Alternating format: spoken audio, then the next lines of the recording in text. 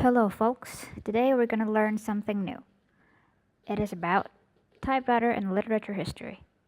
Don't worry, we're not going to recite a history book for you or summoning dead authors. Well, not today. Today, you can sit down and relax. We just need to go and take a peek from someone's dream. Enjoy.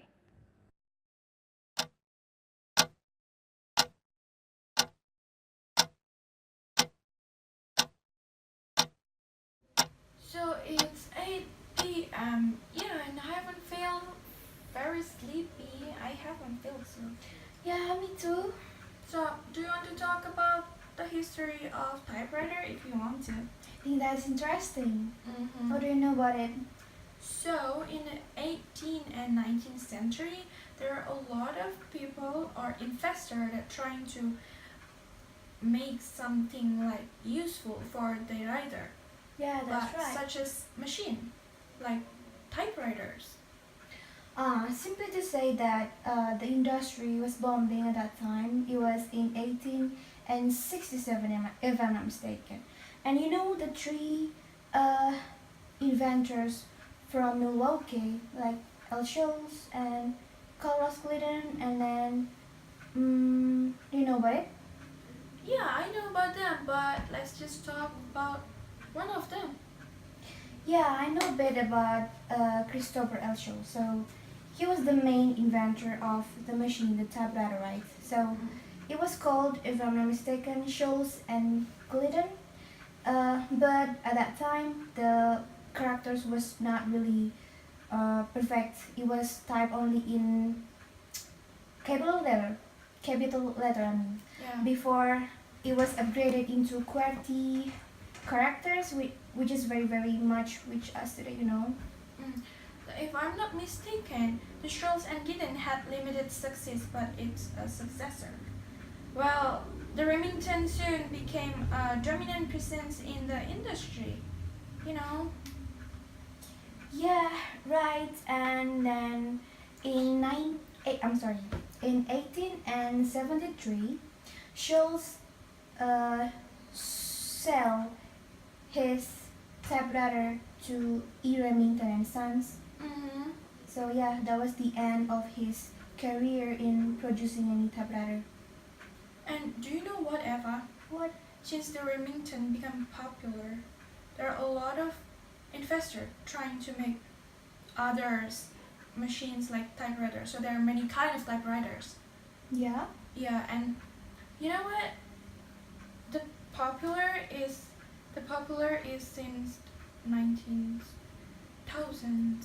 90s, you mean? Yeah, 90s. Yeah. Yes, 90s. Sorry, my bad. Yeah. So, I think kind of sleepy. Right. Oh my god. It's not really midnight yet, but I'm so sleepy. Me too. But can we just talk about it maybe tomorrow after we wake up? Let's talk it tomorrow. Tomorrow, yeah. Yes. Okay then. Good night. Good night.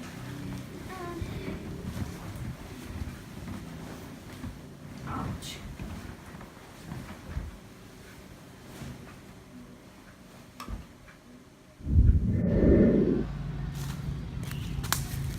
What? Where am I?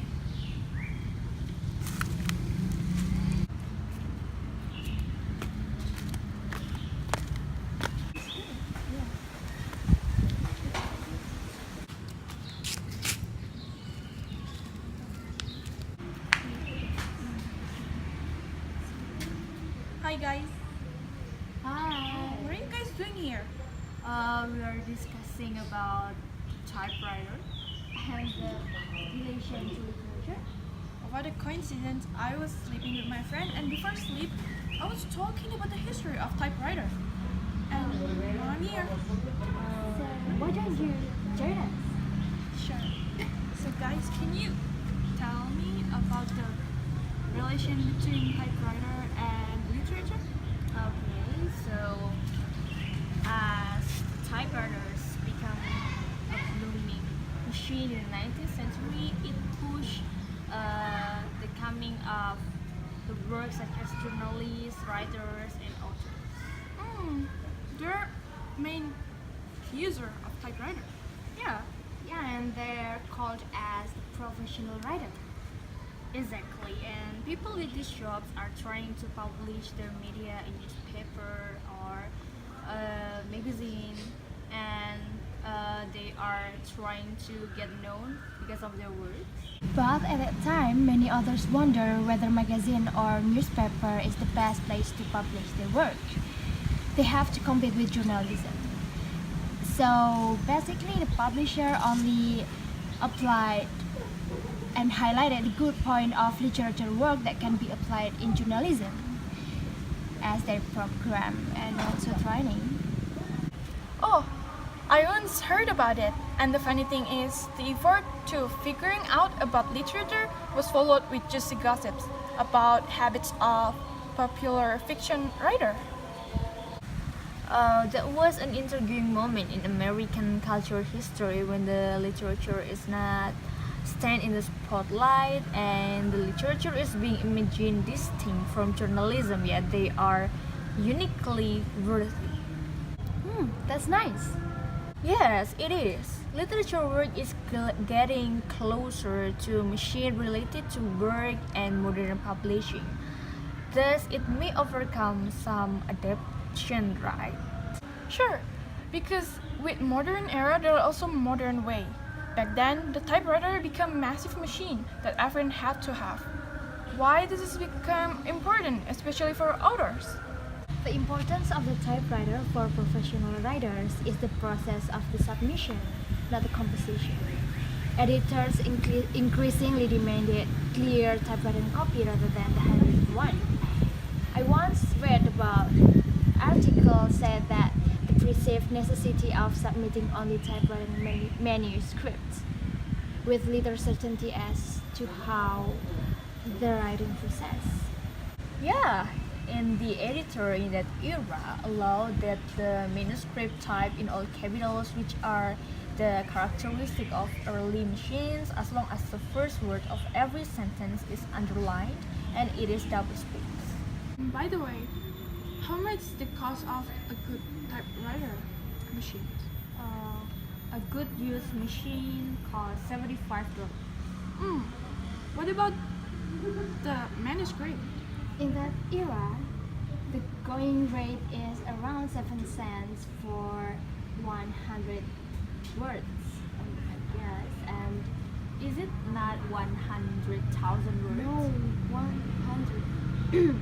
100 words. 100 words and estimate cost for typing a book of 100,000. Oh. And what about the size of the paper? Some editors advise that 7 by 9 inches is preferred and that foolscap and pages larger than 8 by 10 inches are not acceptable. People are also sharing a lot of tutorials too. Indeed, there were a lot of tutorial in using the typewriter. Various devices were suggested by readers for keeping the paper from flopping forward, like in the Hammond typewriter. The process of making carbon copies was also described at that time. Furthermore, one long article had been discussed why people should buy a typewriter, and they made recommendations on brand names of typewriters.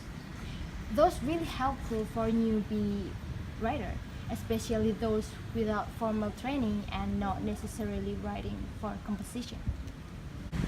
However, some readers claim that they found the noise of typewriter was a distracting.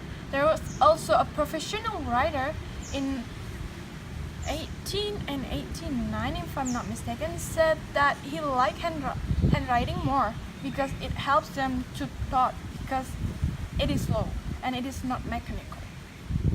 Yeah, I once read a survey of professional fiction writers published in 1923 asked which means of composing afford least check on ideas. 63 people answered the typewriter, 24 answered the pencil, and 23 answered the pen, and 9 people answered that the dictation to a stenographer. and several writers describe employing each one of these modes at various times depending on circumstances and the nature of writing. But some editor of magazines expressed they were surprised about the number of respondents who composed on typewriter, since the mechanical composition was not part of their literary works. Then one of the distinction between reporting and other forms of writing is the necessity of composing on a typewriter. Obviously, a professional writer can survive without ever learning to use the machine. In a survey on 1923, those who had comfortable with this machine said that typewriting made editing easier and helped to show how the work would look in print. Yeah, it makes sense. Anyway, they will also make a term about a good writing, with writers who consider themselves as an expert typist using the machine and use it like comfortable. Oh, that's right. Several authors refer to their early journalism training as making them expert. Others refer to their lack of technique, to their plotting, and to their system of hunt and peck. Wow, that's interesting. It is. And key concept in understanding the typewriter in relation to the literary writers is the idea of hack work. It is an important distinction that emerged in the magazines of the period. Exactly. There is a hack work, ground out the typewriter quickly, and there is a good work. That is carefully and lovingly composed. Hack work is done quickly for pay, and good work is done slowly in concert with elusive muse. What happened then? Typewriting was seen as having far more in common with mechanical, formulaic hack work than it does with literature. Longhand composition is the domain of the literary figure who composes in communion with the imagination. The split between realism and idealism, as constructed in 1912 by George Meredith, is the distinction between lit writers and genius. Yeah, she's right. Realism is the basis of good composition. It implies study, observation, artistic power, and in those who can do no more, humility. While little writers should be realistic, they should do a solid work at least. They afflict a word because they will attempt that which is given to none but noble workmen to achieve. It is. A great genius must necessarily employ ideal means, for a fast conception cannot be placed bodily before the eye and remains to be suggested. But writer is a late 19th century social role of great complexity. It is coming to exclude most reporters, including contributors to magazines, and to increasingly reference a romanticized occupation, the writers of serious poetry and prose. Obviously, it is in this last realm that the typewriter is least central, and at least in literary biographies. Is the machine virtually invisible in the accounts by literary men and women of their work? Yeah, it is.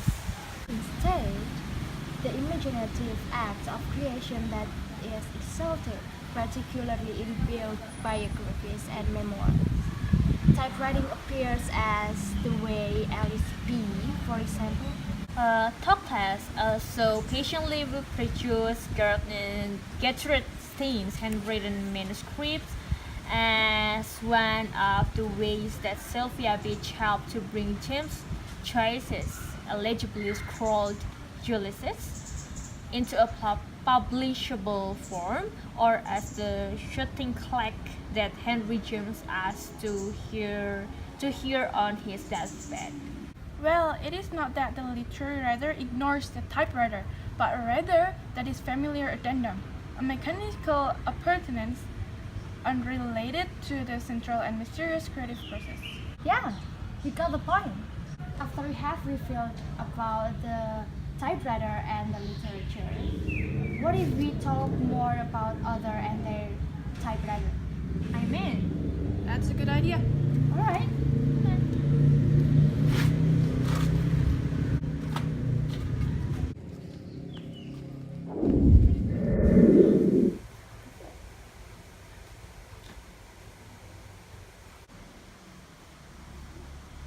Wow, new setting. Hi guys. What are you guys talking about?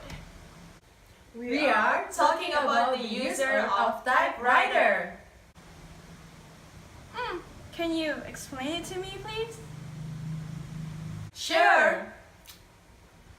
Well, when we talk about a machine, of course we will talk about the users as well. That's right, especially for manual machine like typewriter, it cannot do all the work by itself. And we have been wondering about who is the first person who using typewriter to use on his or her literature work.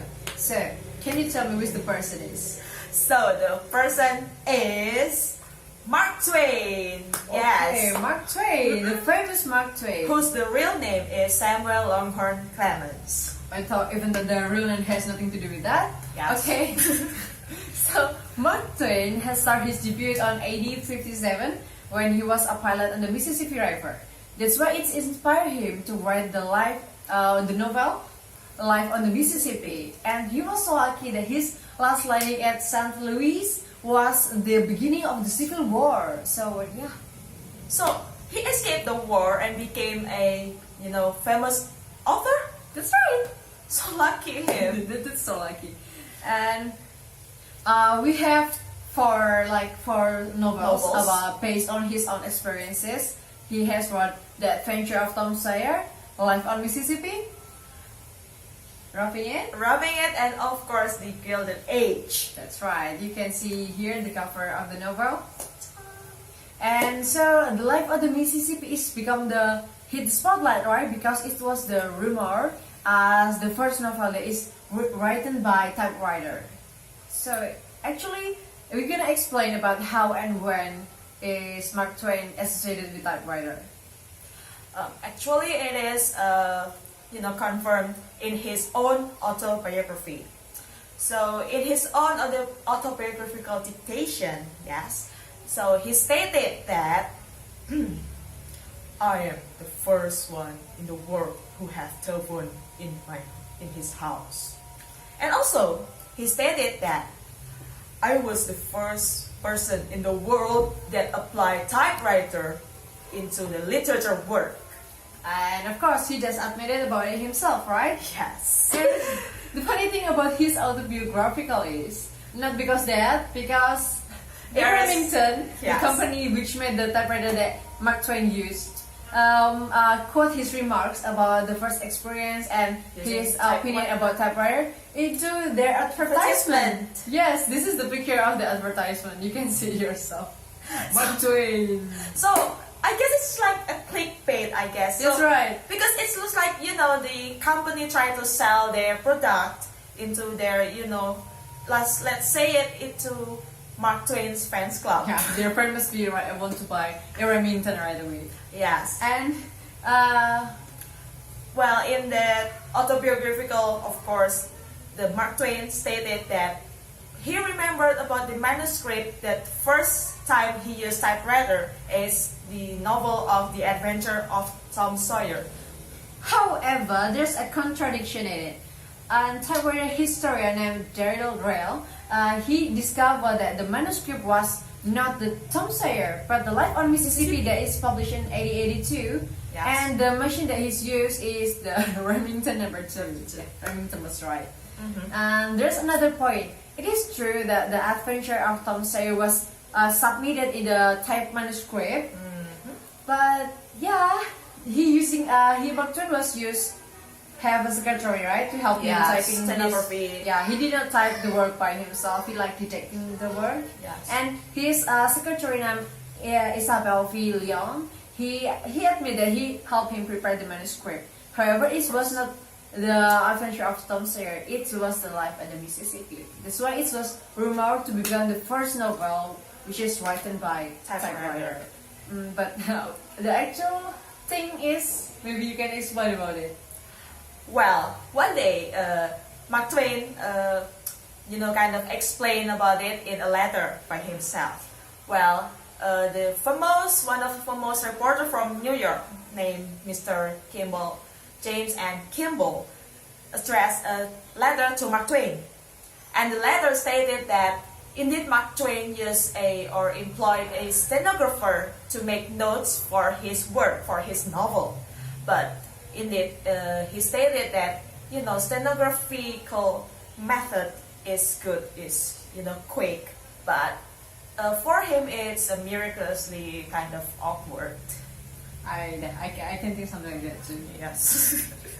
So here's the picture of the letter. And then in the letter as well, we can see that the feels how the feel about the Mark Twain feels about the typewriter. I guess he didn't really enjoy using typewriter. Yes, well, not all things are meant to be together, right? But however, it doesn't mean that Mark Twain never used typewriter at all. He is the first person who buy it. Of course, he will use it for his personal businesses. There's also he used it for typewriter to his brother in 1874, and the ironic thing happened again. So he basically used a typewriter to type a letter to complain about typewriter. Yes. That's basically very useful and ironic in the same time. It's funny though. So that's you can see this is the letter.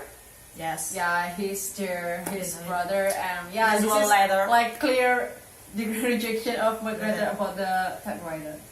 And then, when we back then imagine that the job of stenography, the stenographer that have to read, have to write, even rewrite the Mark Twain's notes. We have to appreciate about all of the Mark Twain's work. Literally are so really great.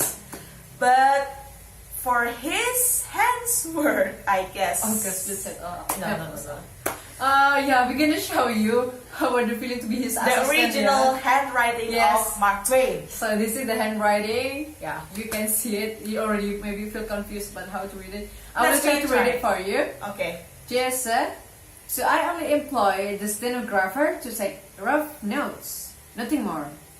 I should not think of dictating a book or an article for publication. I'm not able to. What is that? Oh, whatever. Stop it. Oh yeah, like some sentences can be read, but some of them are not. So yeah. So yes, well, that is the first user of typewriter. And there's a lot of authors that have same relationship, maybe in different point of view from Mark Twain, right?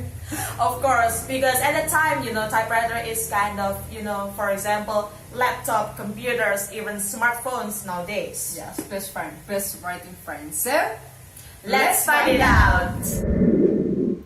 The very best known author of The Farewell to Arms, Ernest Hemingway, used more than one type of typewriter, such as Corona 3, Corona 4, and the Underwood Noiseless Portable. And his favorite typewriter was Royal Quiet Deluxe. Next is Orson Welles. So he's the author of Citizen Kane, who was also a famous screenwriter and a director. His typewriter was a manual Underwood typewriter. This typewriter later belongs to Steve Soborov, who was a typewriter collector. Next is Jack London. He is a very famous author of The Call of the Wild. and he used different typewriter with his wife. He used a Columbia bore lock 10 typewriter, while his wife used Remington Standard No. 7 to type his husband's handwritten prose. Once Jack admitted that his name wouldn't be heard by the world if typewriter hadn't been invented at the moment he began to write. And he also admitted that he wouldn't be able to have the patience to read more than a page of his very messy handwriting. Next is a famous woman author, Maya Angelou. At the moment, she used an electric Adler typewriter and, based on the rumor, said that she had a laptop, but she preferred to use typewriter instead of her laptop. The other author who also used the typewriter is Tennessee Williams. The man who would become Tennessee was born Thomas Leonard William III on March 26, 1911 in Columbus, Mississippi to Cornelius and Edwina Williams. It was in New Orleans when he adopted his nickname Tennessee. When William was 7 years old, he suffering debilitating illness and he began writing to divert his mind during a long recovery. This hobby disappointed his father but delighted his mother, who gave him his first typewriters. One of his writings is a play under the title A Cat on a Hot Tin Roof and a Streetcar named Desire. When Williams wrote this, he used several machines such as Remington Portable 5, Smith Corona, and several models of Olivetti typewriters. Richard said that William loved to have himself photographed with his writing machines. Richard also lists some of models that Williams have used, such as 1936 Corona Junior, Corona Sterling, a Royal KMM Standard, a Hermé Baby, Olivetti Studio 44, Remington Model Portable Flat Top, it's a Model 5, Remington Standard M, and also Olympia SM8, and Olivetti Lettera 32. Next is Helen Keller. Helen Keller was born on June 27, 1880 in Tuscumbia, Alabama. She is the daughter of Captain Arthur Keller and Kate Adam Keller. Her best works are The Story of My Life, The World I Live In, Out of the Dark, My Religions, Light in My Darkness, Mainstream My Little Life. Helen learned to use typewriter at age of 10, as well as she mastered Braille and manual alphabet.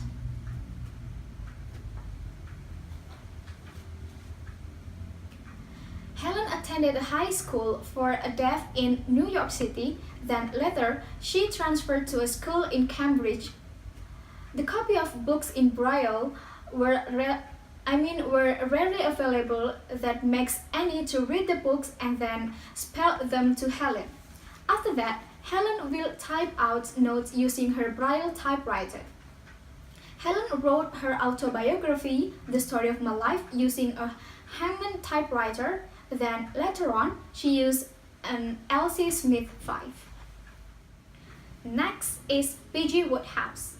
P.G. Wodehouse is an author of around 100 novels, many short stories, articles, and even song lyrics. In 1920s, he used a Monarch typewriter, and in 1940s, he started to use manual desktop model. Next, he upgraded to newer Royal models when he continued to write at the age of 90.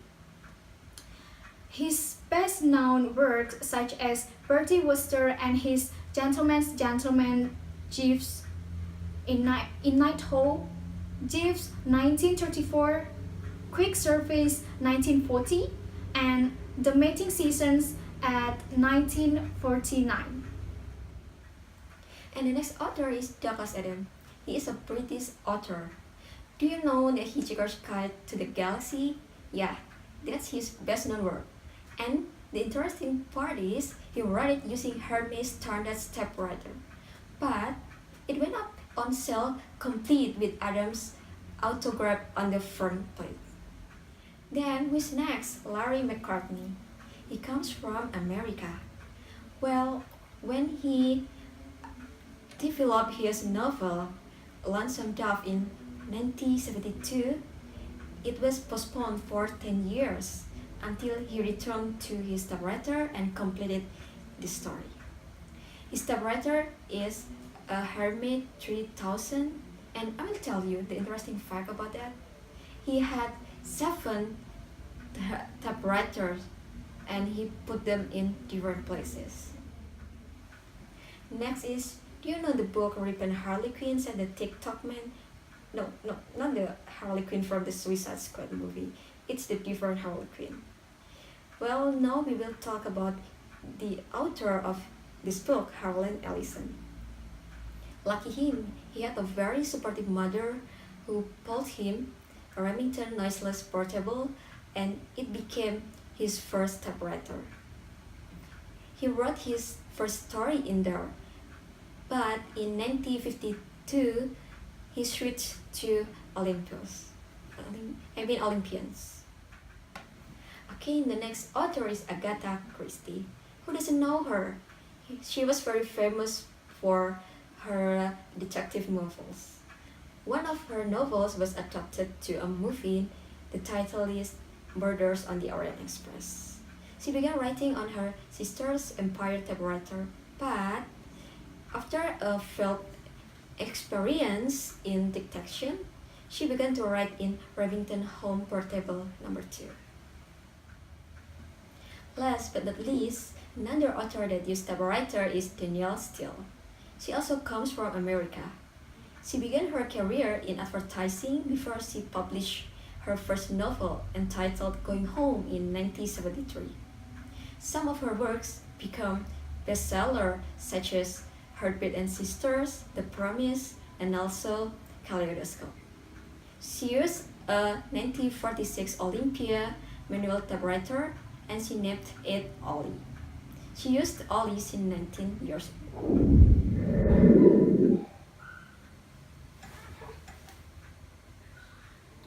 What a weird dream. Never mind. I'll sleep again.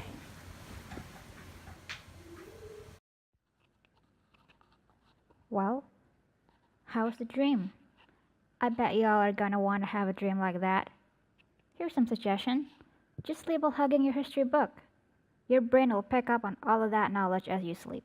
Trust me, I am 100% sure that I am 0% sure that it'll work. Anyway, I hope you can learn something new today. See you around, folks.